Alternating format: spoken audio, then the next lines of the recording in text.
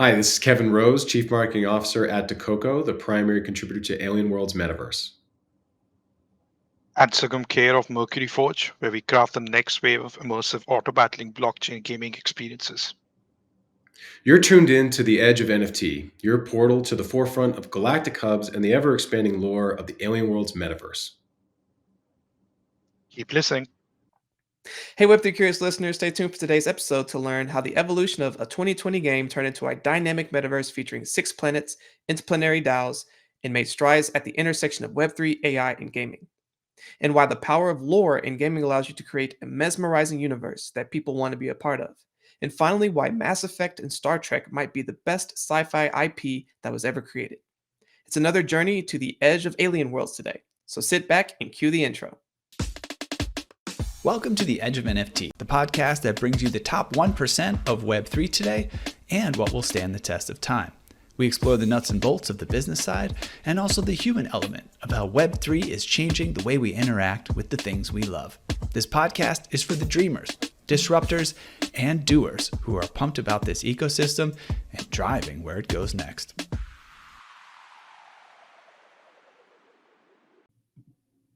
Welcome to The Edge of NFT, the podcast created by Jeff Kelly, Ethan Jenny, and Josh Krieger, featuring a variety of top-notch guests and other hosts like myself, Richard Carthon. It's another production of The Edge of Company, a quickly growing media ecosystem empowering the pioneers of Web3 tech and culture, and responsible for other groundbreaking endeavors like Outer Edge LA Innovation Festival. Today's sponsored episode features Kevin Rose, who is the Chief Marketing Officer at Alien Worlds. He previously worked at Wide Ranger Labs, Bullish, and is a former top 21 block producer on the EOS mainnet blockchain. His experience helps Alien Worlds raise awareness and engagement within their ecosystem, essentially for fostering community participation and growth. Meanwhile, our featured game developer is Sugam Kher from Mercury Forge, and Sugam journeyed through Ubisoft and Hopscotch games, where he worked on titles such as Unity, Roblox. With a dash of entrepreneurial spirit, he founded Poor Small Studio and SKAR Tech, an artistic software development group. For those who don't already know, Alien Worlds is a blockchain gaming platform built on Ethereum, Wax, and BNB Smart Chain. It was originally focused on mining, but has evolved into a dynamic social metaverse with over 2,000 community proposals. This community-led sci-fi world and intertwining lore and IP across projects has players compete using NFTs and assign attributes to mine Trillium, TLM, and staking it on Planet DAOs, all while acquiring mining tools, virtual land parcels, minions, and weapons to enhance each player's gaming experience. It's a pleasure to have you both here today. Absolutely a pleasure to be here. Thanks for having us, Richard. Yeah, thank Absolutely. you, Richard. Great intro, by the way. Just one clarification. So I'm actually Chief Marketing Officer of Decoko, which is the primary contributor of Alien Worlds, but Alien Worlds is much bigger than any one organization. So just wanted to create that validity. And definitely thanks for clarifying that. This is our second installment of Alien Worlds this year. We had Evan and Matthew not too long ago on episode 318, and we enjoyed exploring the game alongside the Galactic Hubs and Trillium Quest. And of course, for those who missed that episode, Galactic Hubs goes beyond funding, offering tailored marketing campaigns across Alien Worlds IP, guidance on project integration, and more. And before we kind of dive into today's projects, I first want to learn a little bit more about both of you and what made you enter the gaming space and also with Web3. So Kevin, I'll kick it off to you first. Sure. What made me enter the gaming space? Well, first, I've been a gamer my entire life. I think that it's the best medium for storytelling that we have. I mean, my favorite games would be Final Fantasy VII, The Witcher 3, and I'll be playing Warzone, dropping with my friends and having a good time. So I think games are amazing, and I also I've been in blockchain for almost 6 years, and I think that gaming and Web3 capabilities are the best fit for one another, especially as games have become more subscription-based models, in-app purchases. You end up playing these games for a very long time. And so I think it makes perfect sense to marry a technology that where you get to own what you earn, instead of being locked into this economic ecosystem that you'll see in many other games today. So I got into blockchain because it is a liberating technology, and you meet a lot of interesting people, and you experiment with a lot of new philosophies and thoughts. It is a learning experience, but above everything else. And so I naturally found my way to gaming because I just love gaming so much. But prior to being involved in Alien Worlds, it was, I was involved in a lot of DAO creation, which is a fascinating new type of organization. I'm sure many of your viewers already know about it. A lot of DeFi, exchange operations, and then actually running and launching a layer one blockchain with billions of dollars of total value locked on that chain. So it's been a really varied experience, but I have found that gaming is certainly the most fun and I think the most rewarding. Because at the end of the day, you're not trying to save the world. Everybody is just trying to have fun, and so by lowering the stakes a little bit, sort of removes a little bit of the anxiety, working in blockchain. And so I've enjoyed it for many different reasons. Yeah, that's so awesome. And giving a quick shout out to my boy Jalen because he swears that Witcher 3 is one of the greatest games of all time, and I'm sure you agree with him on that. 100%. Do the DLCs Well, too. oh my gosh, so good. But Sugam, what about you? What made you get into gaming, and what made you get into Web3? Well, quite similarly, honestly, I was always a gamer. Like I think it's something you're born into, you're attracted to, and of course I think Kevin put it well. Like it's like a culmination of all art forms.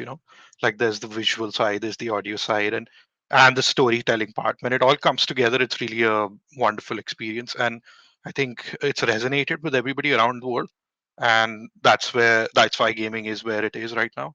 So that's pretty cool, and I kind of was obsessed with it as a kid and eventually got into it, kind of self-taught myself into, like, I always felt like I could make things better if I had the opportunity. If only this particular aspect of this game was better, I wanted to be able to change that eventually, and that's what got me into it. And the Web3 space is pretty interesting. Like, I think it's the natural direction where the gaming industry should head towards. And the community building part is something that we're really interested in and wanted to explore. And I think this opportunity really gave us the ability to do that. Oh, definitely. And we're definitely going to dive into that a little bit more. But before we do, I want to learn just a little bit more as a refresher, Kevin, if you don't mind. Can you just give us an overview of the grant program and the significance within Alien World's ecosystem? Sure. So I think Alien Worlds operates in many ways like you would have seen other layer ones operate: Ethereum, EOS, Binance Smart Chain, whichever, where there is often a pool of resources that are set aside for people to create.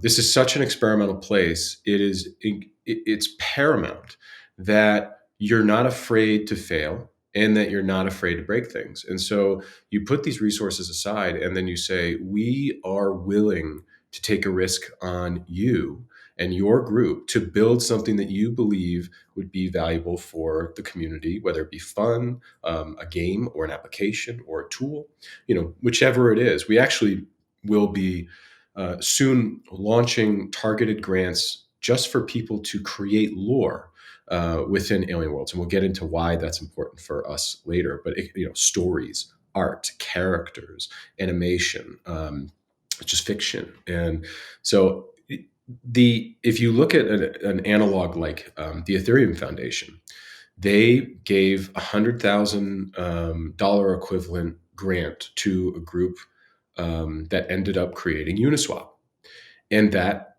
basically launched DeFi. And that was a fraction of a percent of what the Ethereum Foundation had allocated across many different groups to try many different things. And so it just highlights the importance of in many. It's not investment, but it is that same mentality where you're going to support 10 groups, and 9 of them are probably going to fail, but the one that succeeds is going to change everything. And so we take that mentality with supporting Alien Worlds, and really we're trying to find killer games, killer applications, and fun activities for people to do within the metaverse.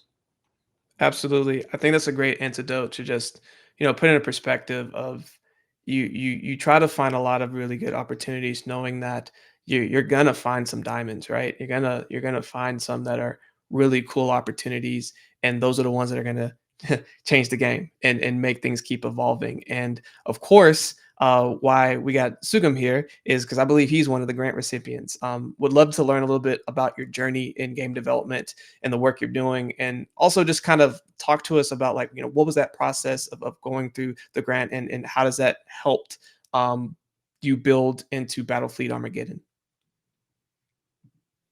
Sure. So Mercury Forge was basically born from Geigo Games, and we were a traditionally Web2 company, and we focused on tight arcade style experiences, and we made some mobile stuff, and also managed a bunch of popular Roblox titles. Uh, we had like 130 plus million players across its lifetime, and we did a lot of sponsored stuff with Apple and all as well. So our background is kind of traditional, but also like we wanted to enter the Web3 space, and this seemed like the perfect opportunity.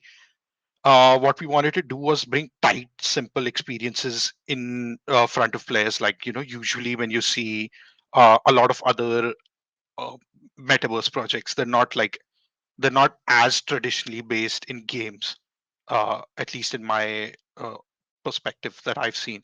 So wanted to bring those tight experiences which had like a good loop, like an addictive loop. I feel that that could do a lot and potentially be the foundation of a real community and complexity and more interesting organically developing gameplay experiences. So that's what we've seen on our other successes, and that's what we wanted to get bring to our Web3 audiences. And Alien Worlds was perfect for that because the technology is kind of driving community storytelling and building lore, which is really interesting. And the crowd is helping build it. We thought that was really cool and wanted to give this community a place to collect and compete and perhaps build additional lore. Yeah, that's so cool, and I like that.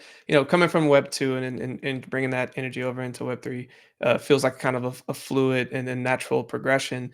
And one of the elements of it that you brought up was community. And Kevin, I actually want to spend some time on this because I know this is really essential to the Alien Worlds ecosystem. What does the role of community engagement and decentralized governance play in shaping the development evolution that you're seeing, not just in Web 3 games, but within the Alien Worlds ecosystem as well?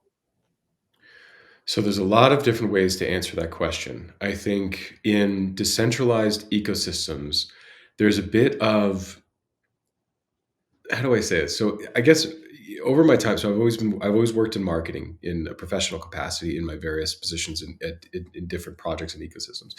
And I say no good plan survives contact with the community. I think that's important for everyone to keep in mind, because even if you are communicating as directly and explicitly as possible, over communicating, there's this fog of war. If you ever played Warcraft 3, you know about the fog of war, right? Where unexplored areas of the map, you can't see what's going on. So this exists in these ecosystems, and especially because there's no one particular group in charge. So in Alien Worlds, we actually have 6 DAOs that operate independently of one another, and in the game we call them syndicates. And these syndicates elect leaders to make decisions on a stream of inflation that they receive for the native token Trillium, and they can do with that Trillium anything that they like, and they do so independently. So Dakoko communicating as best as we can is still not even the total puzzle within the community. The 6 syndicates have to be communicating. The projects that are being built um, through grants from galactic hubs need to be communicating. There's a lot to hear and consume to understand the totality of what's going on in the metaverse. I would say it's always been a challenge. It doesn't come naturally to everybody, and sometimes resources are tight, and so what you have available is the people to build the project, and they'll let the work speak for itself. But in the meantime, absence of communication leads to people filling in the blanks themselves, and that can sometimes damage the community. And so what we try to do at Decoko is facilitate communication, not just from what we're building directly, but from what other people are building in the community as well. So we will actually go out to independent organizations and groups and contributors and say, how can we feature you? How can we give you a soapbox, a platform, so that people can find what resonates with them, and enjoy that project or that group or that micro community within the overall Alien Worlds ecosystem. So it can be very complicated. And in this way, it's good that there's a lot, but it's also not so good in that starting as a new member of the community can sometimes be overwhelming. So we try as best as possible to give sort of home bases for people to start. And so you end up with this multi-layered web, trying to make sure everybody can find where they want to go, where they feel like they belong, and where they're having fun. So you could go on and get more specific about this, but I guess I'm trying to give a feeling of how it works. Yeah, no, I think that was a really good way of describing it. And one of the pieces that we're going to kind of drill into is the communication and how, even though you're building this enormous ecosystem that can be overwhelming, being able to carve your niche, carve your initial community into the greater community, that first step can sometimes be the hardest. And one of the ways that you can help like communicate that is through understanding like what kind of gamer are you? What kind of aspects of games do you enjoy? And so with that, we're not going to be talking about and communicating with Sugam the game that you're getting ready to drop, which is Battlefront Armageddon. So before we do, we're actually going to start with a little show trailer. So we're going to go ahead and show that first. The stars in Battlefleet Armageddon. Enter a realm of starbound warfare in the alien world's metaverse. Assemble your fleet, strategize formations, and embark on interstellar conquests. Roll for advanced ships, upgrade your armada, and engage in tactical battles. Master the art of space combat and outmaneuver opponents in head-to-head starship showdowns. Leverage the rarity of your alien world NFTs to unlock ultra-premium ships, granting superior firepower and distinctive advantages in your cosmic conflicts. In the vast expanse of Armageddon, every decision shapes your destiny. Join forces with fellow commanders, share strategies, and thrive in this community-driven universe. Battlefleet Armageddon, an Alien Worlds community game. All right, that was a really awesome demo that we just got to see. For all of those who are listening, I'm gonna let Sugam kind of describe some of the gameplay that was going on before we kind of and if you also can just kind of talk about more generally, about your game Battlefleet Armageddon and what people can expect when they play this. Sure. So we want the barrier of entry to be low. You don't want you want everybody to be able to play, and the best genre for that would be like an auto battler, and that's what this is. Basically, what you have to do is make your own fleet, and you collect ships, which eventually unlock depending on their rarity, and you you make a fleet, and then it's a PvP battle. Right? You go online, you find another player, and it's a battle between two players collected ships, and every ship has their own specialty and features. If, for example, if a ship dies, they can spawn another ship and so on. But what this does is add a lot of layer of competition between the players, and what we've done essentially is made that loop, we tried to do at least, is make that loop really interesting and addictive. And at every round, basically, you get a certain amount of currency, you buy ships, and then you enter the next round, and the objective is to survive. What we wanted to do was essentially make a top-down strategy style auto battler. And what we realized down the line is we wanted some level of immersion, some level of involvement that the player can have. So another cool feature that I really love is the commander mode. We call it the commander mode because you can like enter a small ship and just get into the battle right in between of the battle and fly it around and just see how it's turning out and how your ships are performing, how the damage is doing. So it really adds to the immersion that way a lot. And how it connects to Alien Worlds in the sense is that we have the Wax wallet connected to the game, right? So if you have currency, you can purchase certain ships that are not available normally. and that gives you like an edge. That gives you like ultra premium ships with special powers, and you can add that to your fleet. That really changes the game a lot. Yeah, that sounds really cool. And just looking at the game, looks like a lot of fun. I am definitely the type. So of the Edge of crew, I'm definitely the gamer of the crew, and I like survival games. So how you describe that has me intrigued. Um, there's been like quite a few just regular Web 2 games I've been playing on mobile that have to do with that, and so like adding some of these Web 3 components sounds very appealing to me personally. But I am curious, Kevin. So, of course, with Battlefleet Armageddon coming out, can you kind of like walk us through a little bit of like the unique pieces of content and makings of this game that made it compelling for them to receive a grant and for them to, be part of this amazing ecosystem that you're that's being built out? Sure. So, well, it's worth noting that I'm actually not part of the grant award process, but I receive the award winners to support them thereafter, which is very nice for me because I only get to talk to the brightest and most qualified groups. But I do want to step back for a second and just talk about some things that make this a better approach than maybe Web3 games that we've seen in the past. So I always like to think of blockchain technology as like the sun. For many of these use cases, it gives life. It's incredibly powerful.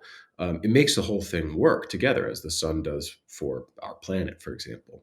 But the sun, like blockchain, is very, because it's so powerful, the closer you get, the more likely it is you get burned. And so what I mean by that is if you decide to take a game and build it entirely on the blockchain, which we have and we've done successfully, you may get burned because dealing with a blockchain is very burdensome. It's very resource intensive in terms of tokens to throttle block space that it's auctioned off. Also, it's very resource intensive in terms of computing power oftentimes. And so you end up sacrificing what we've gotten so used to for good user experience for security, decentralization, sort of the things that make Bitcoin a really attractive thing for people to be involved in. What I like about Battlefield Armageddon is first, it's on mobile, which is the largest gaming market in the world. And secondly, it's more of like a Web 2.5 experience. What's nice about Web 2.5 is that you can enjoy the game and not have to be forced to use some of the blockchain components. But if you choose to use the blockchain components, you'll have a more rewarding experience. So I think that what they've done is really the kind of patterns and choices that gaming companies should use if they're trying to incorporate digital ownership of virtual items. So really that Web 2.5 approach. And I like the Web 2.5 approach because, again, if you're trying to bring on the next generation or the next big wave of people, it's going to be people who are using blockchain technology without knowing they're using it, who now are getting all these amazing components that Web3 has to offer without them at their core knowing that they even have it. But if they want to go that next step, they now have the ability to go and act on those particular features, which I think is Yeah, really because powerful. at the end of the day, how long has this technology been around? We still have a password that if you forget, you're screwed. That has not been solved. So until we just sort of like pushed that to the back of the room and said, no, it's fine. It's not fine. If you're trying to engage with people who don't use blockchain at all, they simply cannot function around that. And so things like obfuscating those user flows where you're engaging with a private key, where you're engaging with resource consumption to transact on a blockchain, it should really be taken care of for you. When you're talking about things like Bitcoin, where there's much more at stake, right, than when you're playing a game. But when you're playing a game, you can dial back that sort of uh, personal responsibility and security that comes with managing your private keys, and just do it for them. And then what you get to do as a game developer is you get to offload any sort of security or liability that you may have by hosting valuable in-game items, and have that be done by a blockchain. So that's security that's done for you. They don't need a private key, and they all of a sudden get to experience the kind of gameplay mechanics that they gamers already want in terms of trading items with one another, on buying and selling them to create the best strategic deck or the best strategic fleet, and to have the experience they want. That already happens in CS:GO. That happened in Diablo a while back, and so developers found it tedious, a little bit scary, and so I think this is win-win, and it's much better moving towards doing it for the user and letting them just enjoy the value, the utility. That's what good user experience is, right? Letting them get to the value as fast as possible. So that's what I think they're doing here with Battlefleet Armageddon, and general 2.5, like Web 2.5 approach.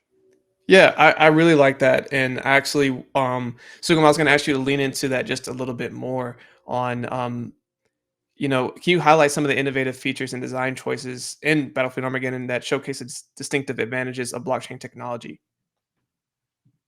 Sure. I think, like Kevin said, it's like that 2.5 approach really matters. I think, you don't want to prevent gamers from playing the game just because it's on the blockchain.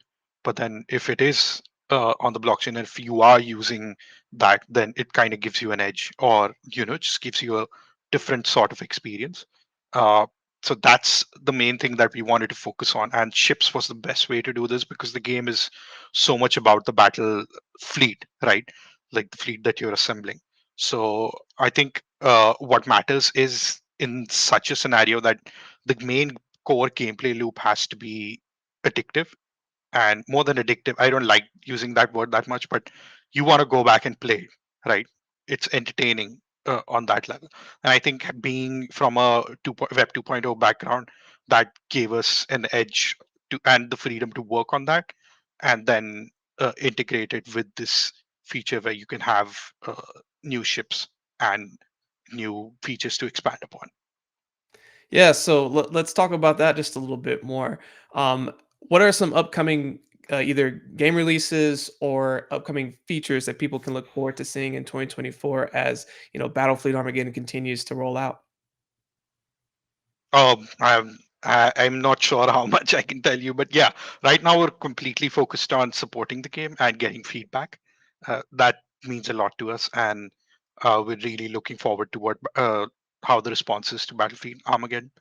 And I think that's all. We have quite a few interesting stuff in the works, but not something I can speak right now of. Nope. No problem. We'll tease it up. Yep. Well, Kevin, to wrap up this segment with you, what else can you share about the ecosystem that people can look forward to for the rest of the year? And like, what are some of the things that the team is like most excited about when they think about the future of blockchain gaming? Well, when we're thinking about the future of blockchain gaming, when we're thinking about the alien world's metaverse, I think there's plenty of awesome things happening in blockchain gaming in general. What I am really excited for is for people to start to dig into the economics a little more, um, because I think it needs to be more inclusive. It needs to be not tied to a particular fungible token, and it's difficult to explain. I think an incredible genre of games is going to be extraction shooters. Doctor Disrespect has a quote that has lived rent free in my head for quite some time now, which is, imagine an extraction shooter. People. I watch Twitch, all the time. I watch streamers, usually in Warzone, but sometimes I do Tarkov. But imagine a Tarkov-like game where they're extracting incredibly rare item, and on the open market, that item is worth $10,000.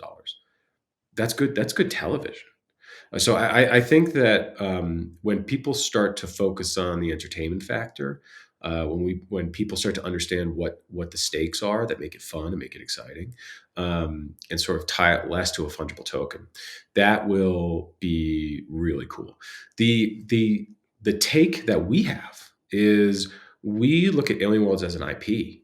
I think franchises, IP, storytelling has proven itself to be huge over the past, well, I say 50 years, because the franchises and IP of 50 years ago are the biggest ones today. Star Wars, for example, go forth a couple decades. Pokemon, there's another one. Super Mario also started that long ago.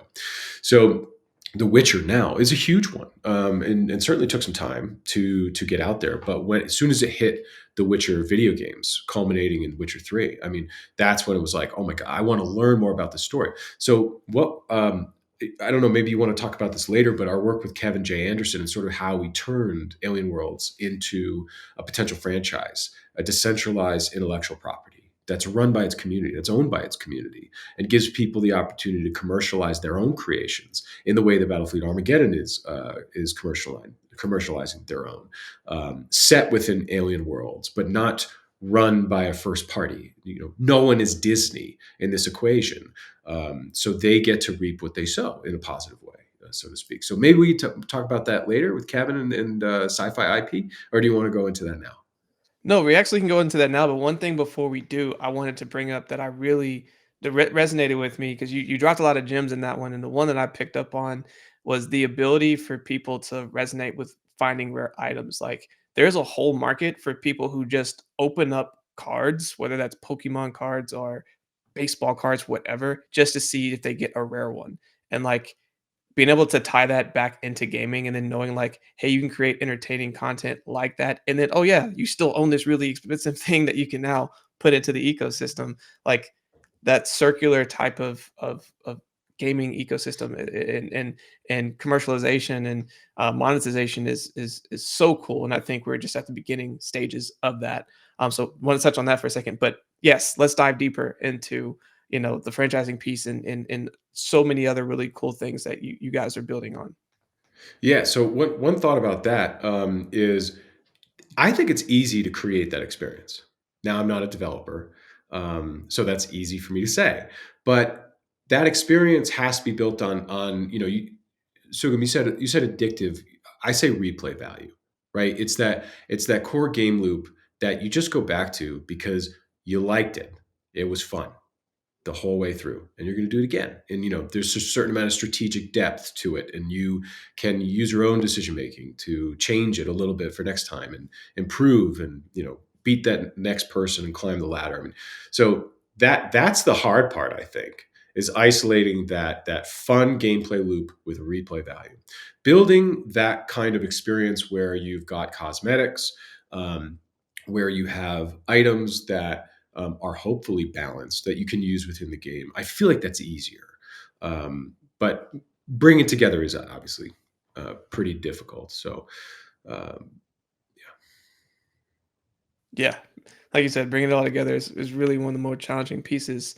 But also, and again, just to wrap up this area, did you kind of want to dive a little bit deeper into like I guess how Alien Worlds is looking at like either doing like the franchise model and other elements of that?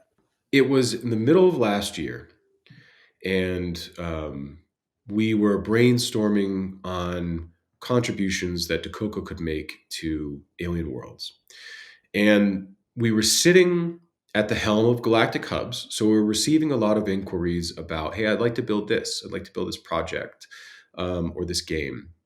And what you start to see as more and more come in is that having them be connected with each other. So you always know you're stepping into the Alien Worlds universe. And I said universe, not metaverse, on purpose. I'll explain that later. But you want to keep it consistent. You can film a 30-second short, and just from the sounds alone, you could probably identify that you're in Star Wars, right? Just from you could have a different actor for Geralt, which we're probably going to have, which is devastating, but that's whatever. And just by how they're dressed, you'd be able to tell you're in the Witcher universe, right? So we saw that there was the lore of Alien Worlds is a bit underdeveloped. It obviously was there. People had fallen in love with many aspects of it, but when you start to get professional groups coming in to build games and stories and media, transmedia, you're going to need to say, all right, we have to make the world a little more deep. And so I went and reached out to an award-winning sci-fi author whose name is Kevin J. Anderson. Um, he did the Young Jedi series. He has 25 million books in print. He has his own award-winning saga of the Seven Sons. He's done Superman, X-Files, StarCraft, Star Wars, and to cap it off, he writes the prequels for Dune with Frank Herbert's son. And Dune is my favorite book of all time. I just love sci-fi. So I went to him and I was like, "Hey, my name is Kevin. I have a crazy idea. Would you like to jump on a phone call?" And I was like, he goes, "Okay." I go, "Do you know about blockchain?" He goes, "Nope." I go, "Then this is going to be an interesting one." And so a few months later, we agreed that he could come in and take the Alien Worlds lore and build upon it, because he's an expert world builder, but not in the way that this is what kind of makes it interesting. It was a little bit backwards than you see how worlds are usually built out. Look at Star Wars. You have the story of the Messiah, Luke Skywalker. You have his antagonist, Darth Vader. And you have the arc, Act 1, 2, 3, and the development of these characters over the course of that story. Now, you love that story, and then you look behind it and you go, well, there's a lot here. The Jedi, the Sith, the Mandalorians, like I just keep going. There's so much to learn. And then the lore started to get built out, and this world exploded. And now, fast forward decades, you can have a story like Rogue One, which is just a small piece of how they were able to conquer the Death Star, right? They just go and blow up the reactor that powers a shield. That's it. That's a whole story. They did that for the Matrix video game when it was like on GameCube, where Ghost and Nairobi went to knock out the power plant so that Neo could break into the architect's office, right? Love That's what that a game. good world is. That's what a good world is, where you can find pockets of storytelling that you could blow out and make your own thing. And so what we did together with Kevin was we built a framework. We said, what's the technology, the cultures, the races, the history, the religion, the this, the that, the laws of the physical universe? Is there magic? Is there not? Are there talking horses or are there not? Spoiler alert, they're not talking horses. But with a framework, you then can go to storytellers, people that are doing animation, video games, art, fiction, you name it, and they can start to fill in the blanks. And so that's what we've done. And since December, we've been releasing lore in the form of sketches and short snippets that sort of paint a picture for how this whole world works. And then when we engage with people, we can say, hey, did you think about maybe the story being around this? And now, when we fast forward a year from now, 2 years from now, we're going to have media that spans different genres and ties into each other very, very well because everybody, without talking to one another, has agreed on what the laws of this universe are. So, in a way, we think that Alien Worlds is the evolution of the fictional universe, the metaverse. And the metaverse is often this thing that is very difficult for people to define. And if you throw a rock, you're going to hit somebody with don't throw rocks at people, but you're going to hit somebody that has a different definition, right? So this is our definition. We're so honored to have worked with Kevin, and then people like Sugam, so that they can build out the stories that are set within this world, this framework that we are producing and releasing still every day to now. So that's a long-winded answer to say what I'm really most excited about in decentralized metaverse development is a decentralized IP, a decentralized franchise. Oh, absolutely. And no, I think the long answer was very necessary because for a lot of people, even listening to this, myself included, when you talk about lore, you think about storytelling.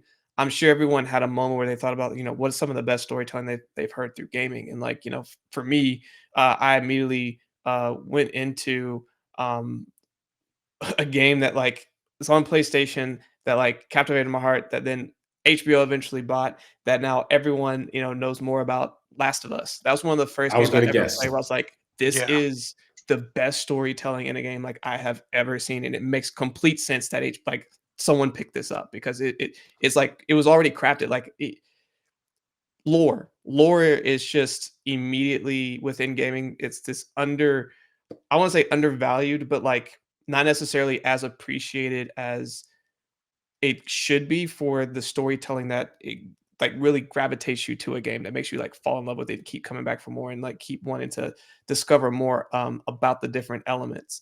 So, Kevin, would definitely want to just take a moment. I know you've been working with Kevin and really leaning into the lore of Alien Worlds and what this is all leading to. Can you kind of just give us some more information on that? Yeah, working with Kevin J. Anderson was probably one of the best professional experiences I've ever had in my life. And we spent hours and hours and hours and hours coming up with a unique framework for a sci-fi world. And so we had to take into account, it's very challenging. We had to take into account existing things in alien worlds because there are already alien worlds NFTs out there. So how do you make those sort of backwards compatible with new lore? And so I'll just take a moment to describe it because I think, as we start to create more and more content with better and better production quality, I eventually want to see this turned into a Netflix series, an animated Netflix series. Now, for everybody listening, to be clear, we're not currently working with Netflix, so please don't go posting saying that's what we're doing or what I said we were doing. However, I would love to. So if Netflix, if you're watching, please reach out. So this is kind of like... pause trying to get my thoughts together. Man, I don't remember what I wrote down. Okay. So Trillium in the Alien Worlds metaverse, the fictional metaverse, is the most bioreactive substance known to organic life. When exposed, when you or I are exposed to it, it actually accelerates the genetic mutation at a catastrophic rate. So you and I just turned to goo, right? But there was a very advanced alien race called the Altans, and they discovered this naturally occurring element on their own planet. And they sought to understand it, research it, refine it, and then turn around and administer it to themselves.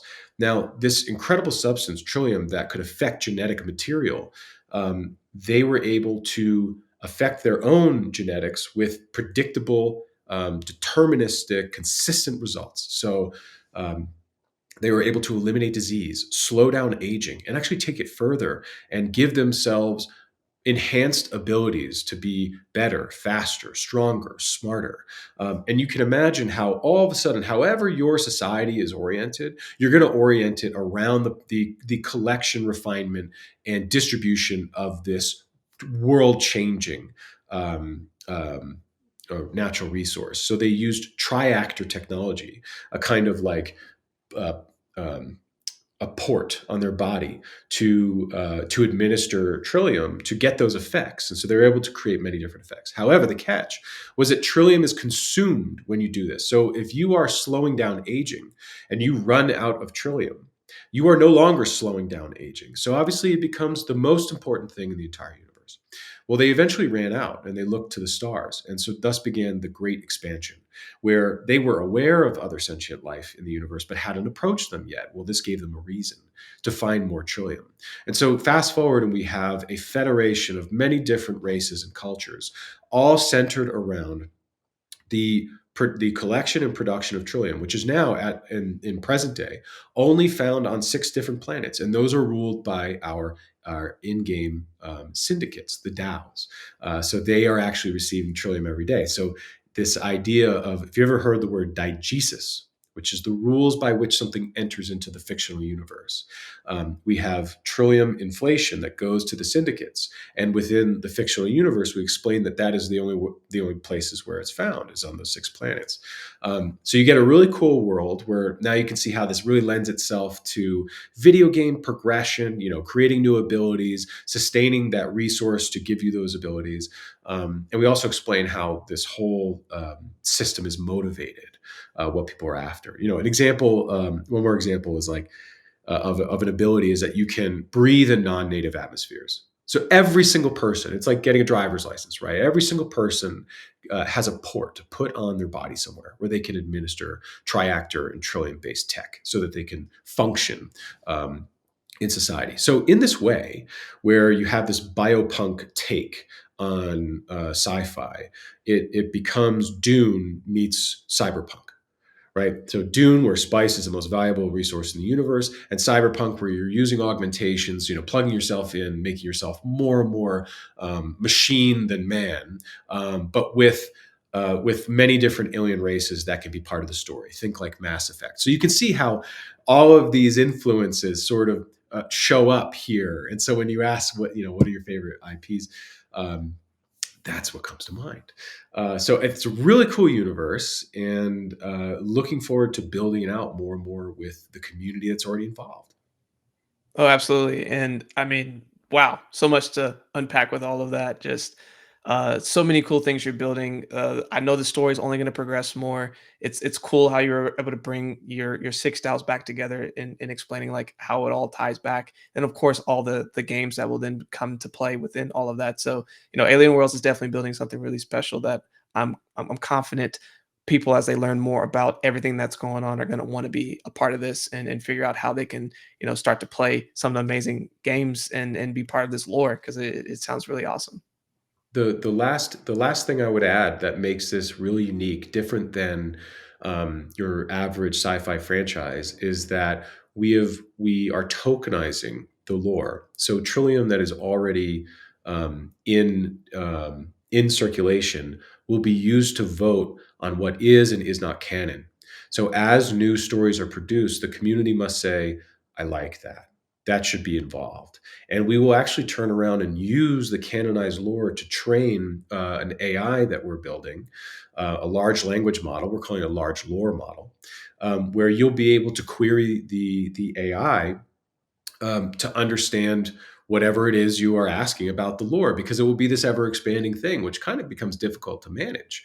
But we'll have our base wiki, text based stuff that will be committed to the blockchain when it's canonized. And then when it's canonized, it'll be used as training material for an AI bot that will be able to keep up with the current state of that lore and help creators keep their lore consistent with the voted on canon by the community. So this is totally different and way more inclusive than any other intellectual property out there, where the normal route is create IP, exploit IP, enforce IP rules.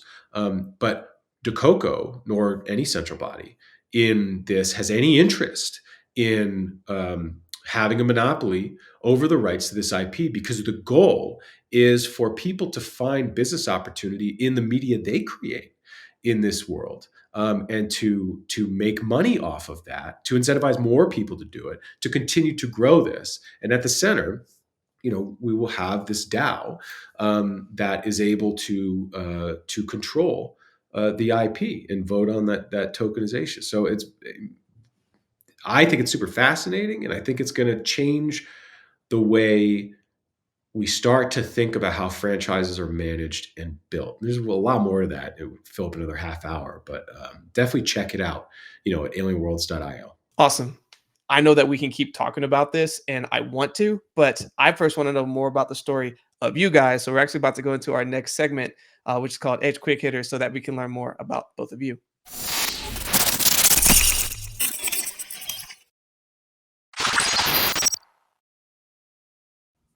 NFTLA returns as an inclusive week of community events throughout LA, celebrating the outer edge of innovation. Builders be building. There's so much energy colliding around gaming, AI, generative art, the metaverse, decentralized social, and the future of entertainment. If you want to be in the mix, including the official free NFTLA celebration, visit outeredge.live to subscribe for your updates and RSVP. Edge Quick Hitters is a fun and quick way to get to know you a little better. There are 10 questions, and we're looking for just a short or single or few word response. So feel free to expand if you get the urge, but are you both ready? Ready? Let's go. All right. Well, first, we'll kick it off with you, Sugam. What is the first thing you ever remember purchasing in your life? Whoa, okay. I think the first thing I ever got was probably a wrestling card deck. I was into wrestling in WWE, and I used to collect the cards for that. I think that's Nice. the first thing I ever bought. What was your most memorable card you've ever gotten? Definitely The Rock. Like that was Nice. such a rare thing for me. Awesome. What about you, Kevin? What was the first thing you ever purchased? Okay, so there's things that you purchase with your own money and then maybe with your parents' money. So, I was lucky enough that on Saturdays, my parents would give me a couple bucks and I'd go down to the card shop and I'd buy Magic the Gathering. So I played Magic the Gathering at like a competitive level as a kid. And if you're going to ask me which is my favorite deck, so two, I did the red damage deck. I did the green creatures, white healing nonstop, but the Tolarian Academy deck that was in the Urza's series. Urza Saga and Legacy and stuff like that. Actually, the whole deck ended up getting banned. But I partnered with a kid when it came out. We built the deck together, and eventually I left the game and I gave it to him. But the first thing I ever bought with my own money was Eiffel 65's CD in 8th grade. So I'm blue, dabba deep, that whole thing. Like so, made some mistakes back then, but I still like it when it comes on. Oh, dude, that's awesome. No, that's still a great story. Going back to the lore of everything. So Kevin, on the flip side of that, what's the first thing you remember selling in your life? Okay, so Pokemon cards. So because I was good at Magic Gathering, and I was a good collector, I ended up trading for really good cards. I was competitive, and I had good collection of decks, and so I actually got really into Pokemon cards before it took off. So I had a full, complete first edition holographic everything, and so I actually would go to school, and as it started to catch on, people knew I knew a lot. So I would broker deals between kids in 8th grade. And I actually got in trouble because the teachers were hearing about how much lunch money was passing like through me. I'd take like a cut of the different deals I broker. They're like, stop doing that. So I ended up going to the card shop who could reach out to the parents of these kids, and they didn't know how to play. And so they would pay me to come in and teach groups. To learn the game every weekend. So I ended up getting paid like $70 like each Saturday when I was in 8th grade, and that was like, I could Oh, do. you I were was I balling. was rich. Yeah, I could do whatever I want. So yeah, Pokemon cards. Actually, it was like Dude, sixth grade. I think I don't remember. that is awesome. Um, way to be hustling from day one, carried up into where you are now. But what about you, Sugam? What's the first thing you remember selling? Believe it or not, it was actually Pokemon cards. Like I remember they were so rare back in the day, at least where I was living, and nobody at school would play it. So I remember having this deck that I collected, and this guy was really into it, wanted to buy it from me, and he was after me for like 2 3 years before I actually sold it to him. But I remember doing that because like it ended up becoming a cult. There were these this short group in school who just were obsessed with Pokemon cards, and I was part of it. And I just needed to move on at one point of life. Gotcha. Yeah. I mean, man, like there's so many different phases. I remember I got into Pokemon cards and then Yu-Gi-Oh became a big thing. And so like there's a whole like really big Yu-Gi-Oh push. And then at one point, like once I got past that, like I remember selling my cards to some people that like had some really rare ones and brokering some of those deals too. So like, man, I'm telling you, like people who are in gaming and like card stuff, like the hustle comes out early. So Sugam, what was the first thing, what was the most recent thing that you've purchased? Oh wow! So I actually just bought into a bike, an adventure bike, and yeah, I'm really looking forward to testing that out. I've never been a biker myself, but like I wanted to give it a shot, and I've been roaming around on that. It's super fun. Nice. Well, hope you enjoy that. Kevin, how about what about yourself? The recent Baldur's Gate. Now, I don't know that I'm ever going to actually be able to play it because I'm very busy and I have 2 kids. But it's there. I feel better that I bought it. At least I'm just doing my part to support games that are awesome. Whether and I'll play. I think because I did the same thing for Red Dead Redemption.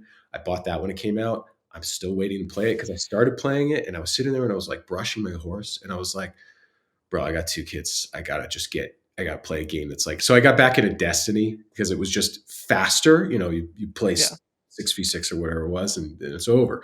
But Red Dead Redemption and Baldur's Gate are on my list. I just bought Baldur's Gate. So, I bought Starfield. I played it for a little bit, but I don't think I'm going to go back to that. So Baldur's Gate.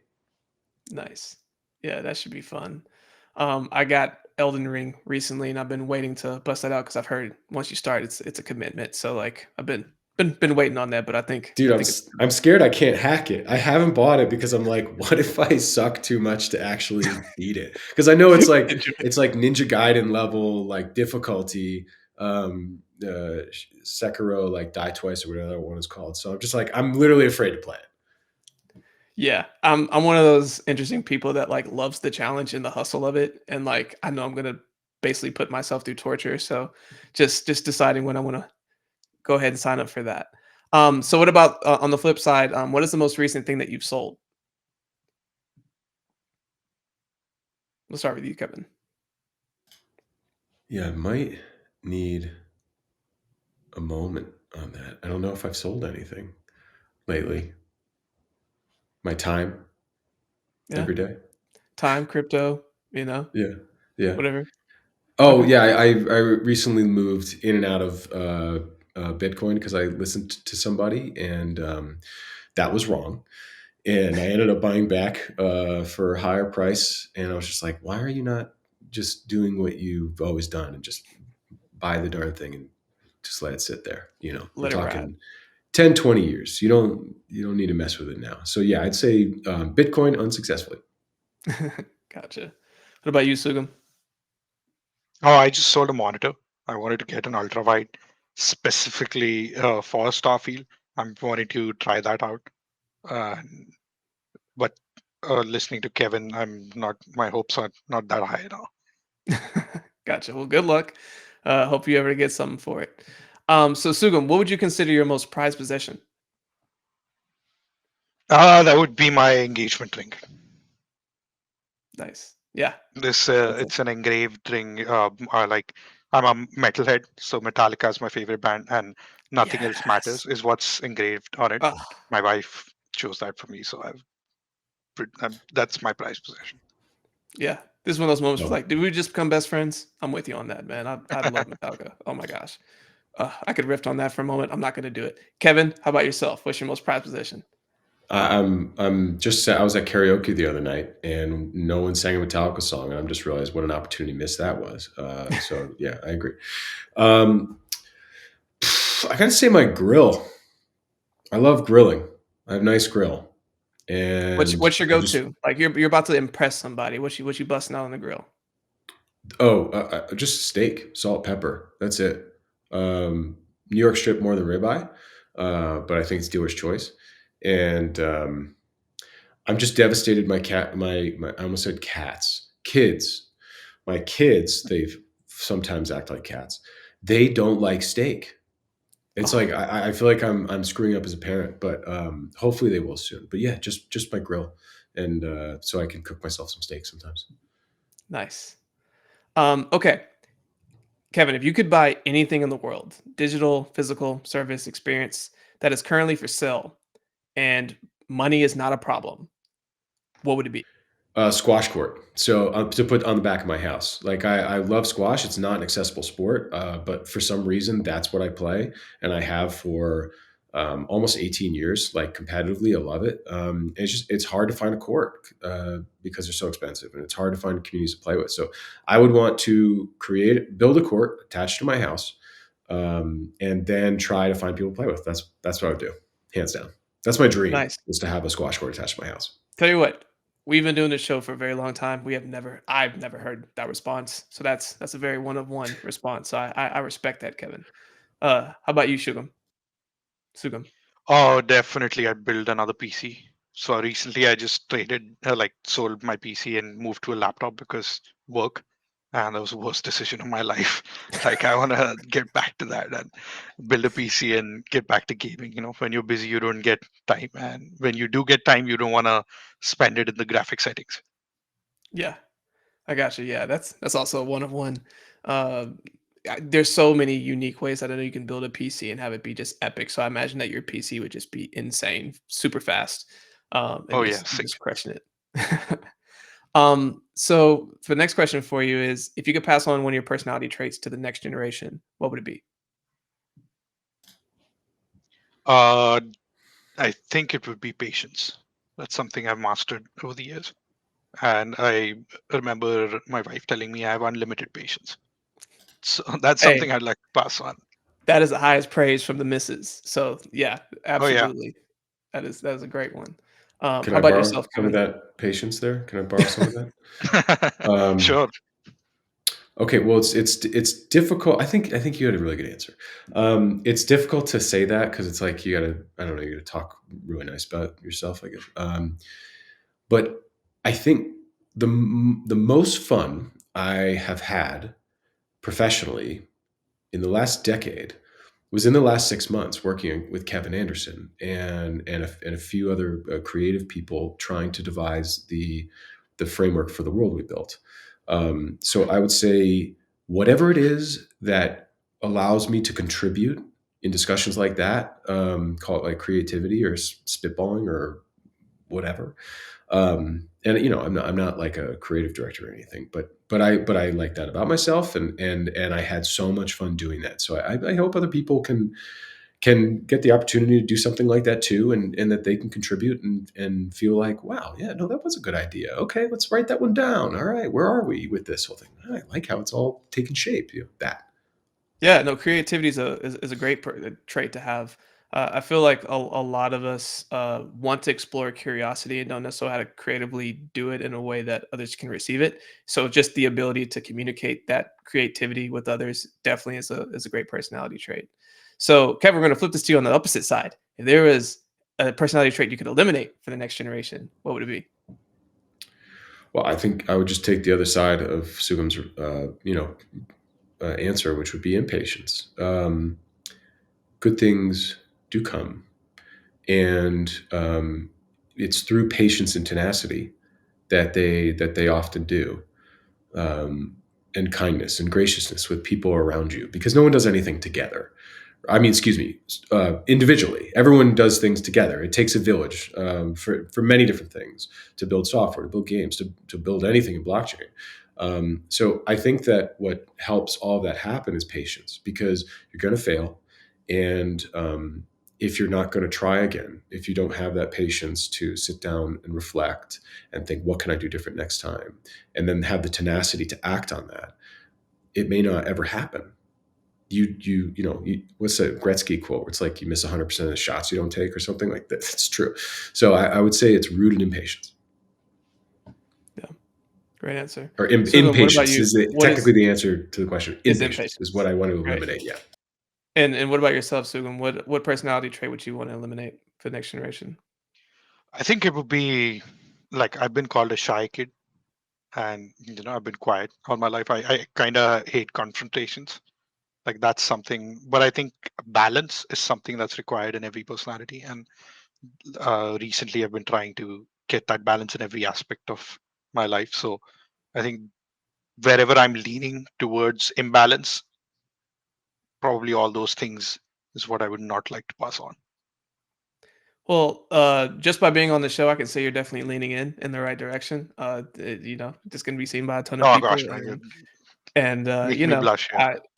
you're doing great, man. So I definitely appreciate that response. And I'm going to ask you this next question, which is, what were you doing right before this podcast? Oh, I got a quick nap in because it's like really late here in Goa. It's 3 a.m. It's actually 4 a.m. now. So yeah, I got a nap in and got prepped for this. Well, appreciate you being up late for us. Kevin, how about yourself? Coaxed my son into eating his lunch. He is Nice. The 4. struggle is real. Yeah. You'd think hunger would be enough of a motivator, but for some reason it's not when you're 4. You need convincing. Um, and at some point I was like, listen, I'm not negotiating with a 4-year-old. Here's your lunch. Okay. I have to, but I say that, but like literally everything becomes a negotiation. So yeah, coaxing my son to have lunch. Sounds Nice. like a survival game, but you're not the character. Yeah. I'm not the main character anymore. Yeah. It's my son and daughter. um, oh, for sure. Well, Kevin, what are you going to do right after this podcast? Well, I have a lot of work to do. And right before that, I'm going to take a 5-minute break and receive my daughter from the bus stop. And then my son and daughter will play together, and I have to do some writing. So, yeah. Nice. How about you, Sugam? Oh, this is gonna piss Kevin off. I'm gonna take a nap. I'm gonna Dude, can I have your sleep life, for a while. please? No.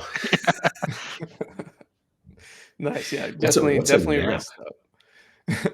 We always like to wrap with a bonus question, and I like this one a lot. So of course, other than Alien Worlds, what is the best sci-fi themed IP? We're talking book, movie, game series of all time, and why?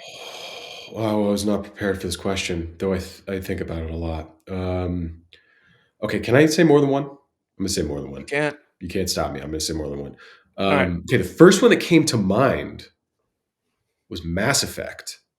Ooh. Uh, and not every Mass Effect game was amazing. I don't remember enjoying Andromeda, but Mass Effect One was a pioneer in player choice led storytelling, in good and evil, and trying to provide both qualitative and quantitative ways to measure how good or evil you were. I played that game.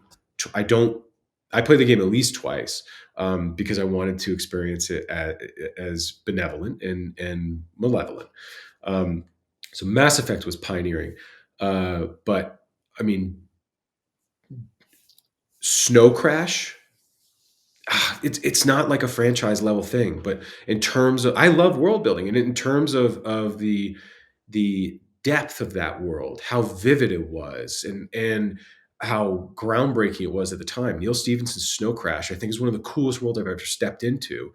But if you're talking about, like, all right, on paper, which is the best, it's going to be Star Wars, and you can't mess with that. And fine, but it wouldn't be. I'm like naturally contrarian, so I want to find something that, like, maybe not everyone else is talking about. So I really love Snow Crash. I really love Mass Effect, and the last one is also, I'm going to say, the Dune universe, and Denis Villeneuve. I don't know how to pronounce his name. Sorry. His take on Dune is one of the best movies I've ever seen in my life. Can't wait to see part two. And I've read like half the books, and there's probably 4 or 5 more that I want to say right now, but I'll shut up so I don't take them all from Sugam. No, all good. Great answer. How about you, Sugam? Yeah, I mean, like sci-fi is such a good genre. There's so much to talk about. And like the first thing that came to my mind would be Star Trek, because I'm a Trekkie, and I just love the positivity in that. And the way they approach everything back then was so cool. But I would give my number one spot right now to Battlestar Galactica, because it's just such an underrated series. It's just like everybody needs to just go back and watch it and bring it back somehow. Yeah. No, that's awesome. Being a gamer myself, I always enjoy these types of conversations and to bring this up because, I feel like we don't get to talk about this every day. And so for me, this is always a joy. So appreciate getting to know you both a little bit more. And I'm sure all the audience has enjoyed, getting to see some of that personal side of y'all as well. But, as we start to conclude the episode, we always like to give a moment for shout outs. And so I want to give you both the opportunity to, to highlight either, people you're working with or sponsors, or someone recently, you're the person that walks your dog, whomever you want to shout out in this moment. The floor is yours. Sugam, will pass the mic to you first. Oh yeah, I'd like to just highlight Mercury Forge, and I'd love for people to just go and check out Battlefleet Armageddon once, because we've put a lot of effort into this game and we really enjoy it, and we hope people do too. And I really like to thank Mercury Forge for giving me this opportunity, because, like you said, Richard, it was really fun, especially the last part. Enjoyed it a lot. Awesome. Definitely appreciate that. How about you, Kevin? So it's hard to shout out. I kind of can't have one answer for any question. I'm like giving you like 6 answers every time you ask me for one. But I would say I think the marketing and communications team at Coco is absolutely phenomenal, and they do really great work. And to give them all a shout out. Also, not just Sugam and team, but all of our Galactic Hubs recipients, especially Lightning Works and Jeff McCabe working on Starblind, which is a Web3 enabled comic which starts to tell stories of characters in alien worlds that are kind of like Guardians of the Galaxy style of misfits getting together and overcoming challenges. So I shout out to them. And then, just because you're so broad, I'm going to say, my wife for supporting me in getting into blockchain 6 years ago when it looked even crazier than it did now, in terms of what you're getting into. So yeah, those people. All right. So as we get ready to wrap up here, Sugam, where can our listeners go to learn more about you and the projects you're working on? Oh, so they can look up Mercury Forge, and as I said, right now we want to focus on Battlefleet Armageddon, but then you never know what's down the line. Awesome. And Kevin, how about yourself?